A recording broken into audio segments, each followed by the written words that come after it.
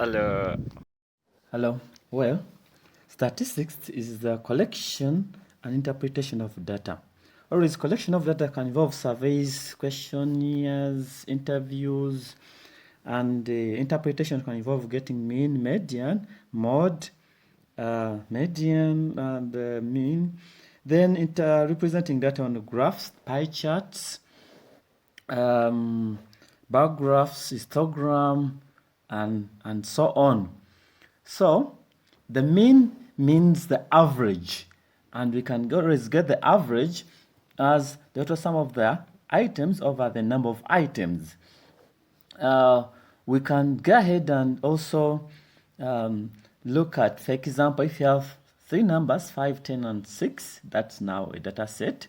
We can get the mean by adding these up, because that's 5 plus 10 plus 6, then divide by 3, which means we shall get our answer as 21 over 3, which is going to be a 7. That is our mean or our average. We can go ahead and also try, if we had, let me say, coins, and one coin is measuring up to 10, and the other is measuring 5, and the other is measuring, let me say, up to 6. If you try to distribute them such that they are giving you equal values, then they are going to be as if we are leveling them, and we get that we call the mean as our average. We can try some more questions here, like if they tell us to find the median of this, then it means the median is the middle number. So if you arrange the data set either ascending or descending. So if you arrange in ascending, that means from the smallest to the biggest, then you can get which one is in the middle. So if you have an example of 12, 5, 6, 9, 11, 10, 3 as a data set, we can get the median by really arranging this from the smallest to the biggest, and then after arranging them, we can find out which one is in the middle, and that will be our median. So if you arrange, you have 3, 5, 6, 9, 10, 11, 12, and that is the order. So if you try to find which one is in the middle, we can do that. For example, if we try to cancel them out and then see which one is in the middle, we shall find that actually our value in the middle is going to be 9, because here you are putting 3 and beside 3, you are remaining with a 9 in between. So that is our median. We can do that if you also try to look at different other data sets here. You can also try to, if they are even, automatically, that means we shall just sum up those ones which are in the middle, because, for example, those ones, you cannot get any number in the middle, so which means the two that are in the middle shall find their average. You add them and then divide by 2, and it will give you the median. So if you have 5, 6, 7, 8, 6, 7 are in the middle, so which means 6 plus 7 divided by 2 will give us our median. So that's what you do if they are even. So our median is now 6.5. So even if you don't see the 6.5 in the data set, you have your median as 6.5. So that's how you can get the median using these examples that we have written down. We can also try other examples showing us what we call the mode. And the mode can be got by what we call the number that appears most. So the number that appears most is referred to as the mode. So if you have a data set, we are going to see which one is going to be a mod. If the number do repeat itself, then it is our mod. If there are two numbers that are being repeated, that means the mod is more than one. So if you have this example 12, 11, 12, 5, 6, 9, if they ask us to find the mod, then automatically we shall see which one has been repeated many times. It's 12. Then we say our mod is 12. So that's how we can do such a question. If we have another example where we have 12, 11, 7, 9, 13, there is not a number being repeated, so which means this data set does not have a mod. You get it? So that's how we can use this concept. If we try another data set where we have more numbers being repeated, then automatically we are going to have more than one mod. So if you have 1, 5, 6, 7, 4, 7, 19, 19, 8, you can see 7 is being repeated and 19 is being repeated. So which means our mod is 7 and 19. So that's how you can come up with a mod for such a scenario. Okay, so hope members have got those ideas about mod, median, and we can just try some few practices on this kind of thing. You can get, for example, the mean, median, mod for a data set 5, 6, 7, 4, 4, 10, 16, 14, 6. Also go ahead and calculate the mean, median, mod as we tried. So if you try to pause, you can try it, but this is how we do it. We just add 5 plus 6 plus 7 plus 4 plus 4 plus 10 plus 16 plus 14 plus 6 divide by 9 because the values are 9 and you get the answer. They say the median, we first arrange in increasing order from small to the biggest. So range 4, 4, 5, 6, 6, 7, 10, 14, 16. Even if they are being repeated, continue repeating them because you must have the data set. And you find that now the number in the middle is 6, which means it's our median. And the mod, you're looking for which number appears most. You can see these are the mod has 2 because 4 is appearing twice and even 6 is appearing twice. So our mod is 4 and 6. Okay, we can move on and look at how do we draw a bar chart. We need to have a pencil, ruler, rubber. Then on the vertical axis, we shall put the frequency, and the horizontal axis, we shall put the bars. They must be of the same width. And then we can start drawing. So if we have an example of the shoe size, 4, 5, 6, 7, and the frequency is 10, 8, 9, 2. So to draw the bar chart for this, we shall try to draw our frequencies. Make sure that we have a good scale. So we get our ruler, as we said. Let's have a ruler and then a pencil, and go ahead and try to make sure that the bars are going to have the same width, and we shall just leave only gaps in between them. So we have a good scale of them, and then also put a good scale. Since we are using a squared paper, the scales will be easy to draw. Then we go ahead and draw. As you see here, we are doing it. So you can now see that you have your boxes here. If you choose boxes of 2, 2, we can maintain that and say that 2, 2, 2, 2 on the vertical, and then we make sure that we maintain that. If you try to use 1, 1, again, it's fine. So it depends on what you choose. So you can put 0, 1, 2, 3, 4, 5, 6. So you are skipping 1, 1. Then you have your vertical axis finished. And then you can go ahead and label, say, frequency on the vertical. And then also go now on your horizontal and put your bars. So if you decide to put gaps of either 2, 2, then you can use that. And then we know that in between those, we have put our scales, assuming you're using the 4, 5, and move on like that. Then we go ahead and draw the bars of equal width. That's what we are going to do.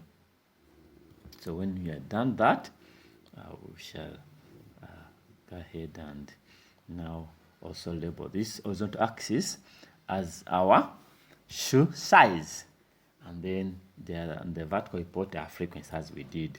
So now we can go ahead and draw the bars as you see here.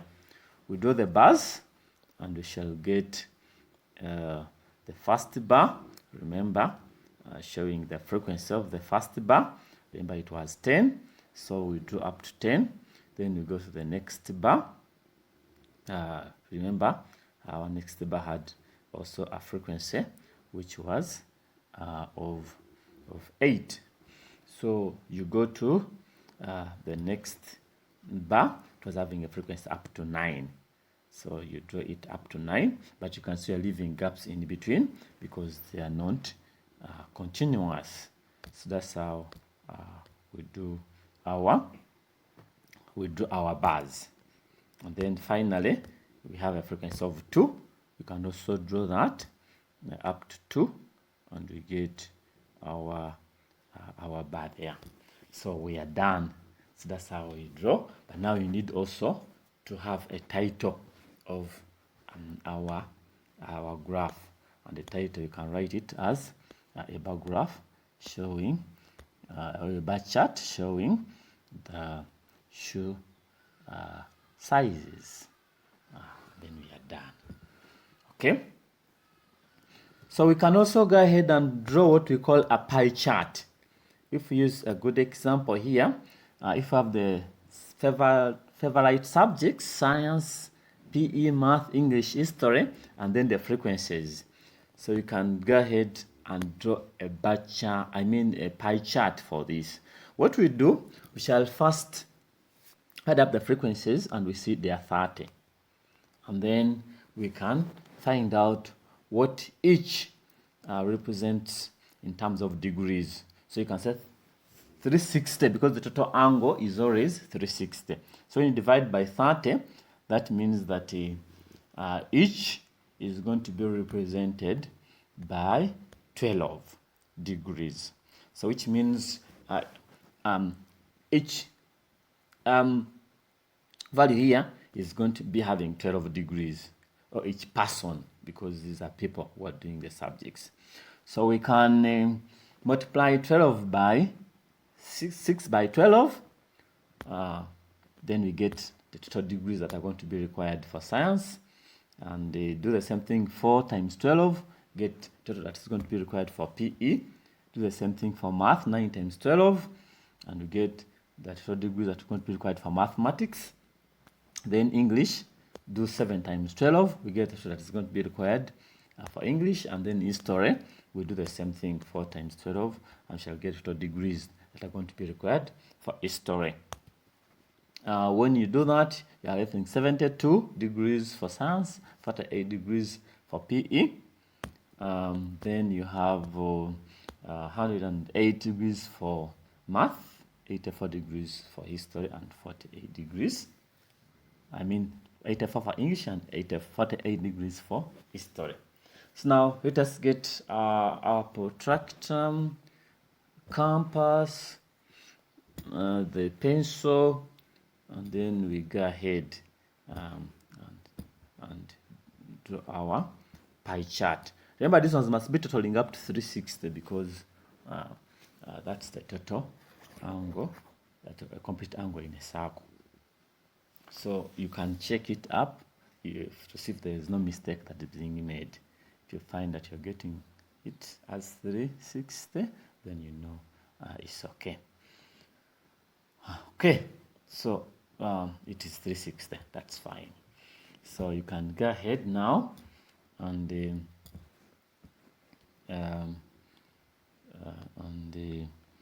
draw your pie chart.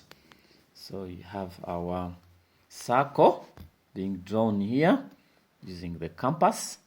Now let us get our protractor and ruler to make sure that we measure the correct angles and also the correct length, the correct size. So we draw our lines there, and then from that line you're going to use our protractor. Make sure that the center is actually in the middle of the protractor. Okay, so that's the center of the circle. Now you read your scales, and remember you're going to read the outer scale. So you read it properly and make sure that there's a straight line pointing at 0, as you see here. So it must be pointing at 0. Then when you see it's pointing at 0, go ahead and you measure your 72. So find where 72 is, put a mark there. Then after putting a mark, now you can go ahead and correspond it to the center and draw it, connect them. That is now your 72, and that is your science. So you can label it science, and then the angle is 72 degrees. Now where you have stopped is where you're going to start. Again, make sure that the protractor is pointing at 0, and then in the center exactly of the protractor and the circle, you're going to make sure it corresponds to 0, and then measure now 48. So you read 48, and where the 48 ends, still put a mark, and know now this is your PE. So you label PE and put 48. So still you're going to put that one at the center, and as we did, point up to 0, and then you read your angle up to 108. So 108 ends, put a mark, and then we are going to label it and correspond it to the 0. So you connect them, and then it becomes your mathematics, and put the angle on 08. So we continue, and then move on up to our history. So that one is going to still be put in the middle, and then the mark pointing at 0, you start reading up to 48 again, as we did, because those angles were the same. And then you label it as history. Automatically the remaining must be 84, but you can check, but it must be exactly 84. So just check for accuracy, and that one will be giving you the remaining subject, which was English. You're done with drawing a pie chart, and then you can just make sure you have a title for it. After you have labeled this as your English, you can give it a title as a pie chart showing the students doing these subjects in terms of the degrees. So that is how to draw a pie chart. Okay, so we have seen so far those. We can now go ahead and see how do we get the mean, median, and mode over grouped data. That is in decreasing order. So if you are given data, as this example, the data represents the ages of 40, and then we have the data given like that. So if you put it in the frequency distribution table using classes of, let me say 3, then you can arrange like that. So mean is always total sum of the item of a number of items. So now we are going to use the symbol summation fx plus summation f as a symbol for the mean, where f is meaning frequency, x the class mark or the midpoint, fx product of the frequency and the class marks, summation fx the sum of the product of the frequency and the class marks, summation f sum of the frequency, and then x bar is meaning the mean. So that's the meaning of our formula. So you have said these are the classes And then we can see we have used class interval 3, that's 25, 26, and 7. That's interval 3, 3. So it must be continuous up to the smallest. Then to get the midpoint or the x, we add the 2 divide by 2, divide 25, add 25 to 27, divide by 2. And then we continue up to down. And then we can get fx by multiplying f times x. And we get those values as you compute them. Then after, we are going to sum up the fx, and we say summation fx, sum up down there, fx, add them up, and we get the total value there, which is 800. And then also sum up the frequency, sum up down there, and get the total number of f, which is 40. So which means our mean should be 800 out of 40, which gives you our answer as 20. That's how we get the mean of our group T data. So if you are getting a median, we shall still use the formula that a median is equal to the lower class limit of the median mark plus the total frequency divided by 2 minus cumulative frequency before the median class divided by frequency within the median class, everything in brackets multiplied by the class interval. So that's the formula we use.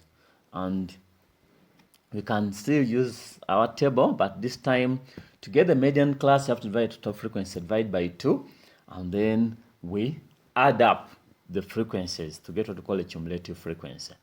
You add 5 to 7, and then add on 14, add on 11, up to 3 until you get. So sum this up. You can see that if you start from the smallest to the biggest, 3 add on, because we can write from the order, then you can get rate of frequency as 40. So if you sum up this from the smallest to the biggest, you can see that 20 is just a value that is in the 28. If you look at the cumulative frequency, 20 will be found in the 28. So which means the frequency within the median class is 1921, and the frequency within is 14. And then the cumulative frequency before the median class is going to be 14. So that's how we can get those values, and then we substitute them in our formula, and that we can say the lower class limit of the median class is got by looking at 19 minus 0.5, which is 18.5. And the class interval is subtract 16 minus 13, which is going to give you a 3. You can see that you're subtracting the members in a column. So 16 minus 13 or 18 minus 15. That's how you do it. You don't subtract members in a row. Now you can substitute in the formula. The class limit of the median class is 18.5 plus 20 minus 14 over 14, then times 3. And you get an answer like that. To get the mode, the formula changes. And so the mode is equal to lower class boundary of the model class plus the difference between the frequency of the model class and the one above it, divided by frequency of the model class and the one above it, plus frequency of the one of the model class and the one below it, and everything in bracket multiplied by the class interval. Okay, so that is how we do it. And then you can now look at the frequencies here. Still we use the decreasing order of the class limits, as you see. So you can go ahead and now say what's the model class. So the model class is one which has the highest frequency, which is going to be for 19 to 21, because the frequency is 14. And then you can say the lower class boundary will be 19 minus 0.5, which is 18.5. Then the class interval 16 minus 13, which is 3. And then you can go ahead and see the class, our frequency of the model class is 14. The one before it is is 7 and the one above it is 11. So you subtract and then substitute. So 14 minus 11 is 3 and 14 minus 7 is 7. And substitute in our formula, and then you can get your answer by just using some simple computations here. So which means that 18.5 plus 3 over 10 times 3, and then you can simplify that to get 18.5 plus 0.9, and you get your answer as 19.4. So that's our mod. So thank you. That's how we can do it using that. Now, how can we get the median mod on a graph? Let us look at this example, which came in November, stock December, the general mathematics theory paper that we have got from so if you look at this example, we are given this distribution. Frequency distribution shows a range of prices of a brand of a car sold by a dealer and the corresponding quantity demanded. So you have the price 10 to 1.0 to 1.9, 2.0, 2.9, 3. So that is the limits, and then you have the number of vehicles. There are 23, 48, 107, 90, 32. So if you are to represent this on a histogram, you have to first draw the table with the class boundaries, and then we can get the lower class boundary and upper class boundary. For 1.0 to 1.9, the lower class boundary is 0.95, that is subtract 0.05, and here add 0.05. So 0.95 minus 1.95. Do the same up to all the boundaries there, and then the number of vehicles, put them there. Now we are going to draw a histogram. The histogram is going to have the frequencies against the class boundaries. And then you draw it like this by making sure that you use a good scale such that you can all have your data. Then now we are going to draw bars, but this time the bars will not have gaps. Why? Because they are continuous. When you end at 1.95, you start with 1.95. You end at 2.95, you start with 2.95. So it is continuous. Now you mark them, and then we join them to draw the bars, which bars are not going to have gaps in between them. So we are drawing our bars here on a graph paper, and then we shall join them. After joining them, we are going to find out our mod by joining with the ruler the corner of the longest bar to the corner of look at the corners of the bars. We draw diagonals from the nearby corners. So you draw a diagonal, as we are going to see here, because now we have finished drawing our bars very well. Now we're saying get a ruler, join from the highest bar corner or vertex to the nearest bar vertex. So let us join that, and then we shall get. So that's our highest bar, as you have seen. Now we can join. So join there the diagonals, and you shall get where the diagonals are meeting is where the mod is. So just correspond that value to the horizontal axis, and we can read it properly there, and we find out actually which is going to be the mod. We'll get it by finding what is the value on the bar, the limit on the bar. Then we add on those values up to where our line is meeting, where our line is meeting the horizontal axis. So that value, we are going to add it to that one that we have circled there, which is the value, which is 0.75. So when you add 2.95 to 0.75, you're going to be getting our mode. And our mode now is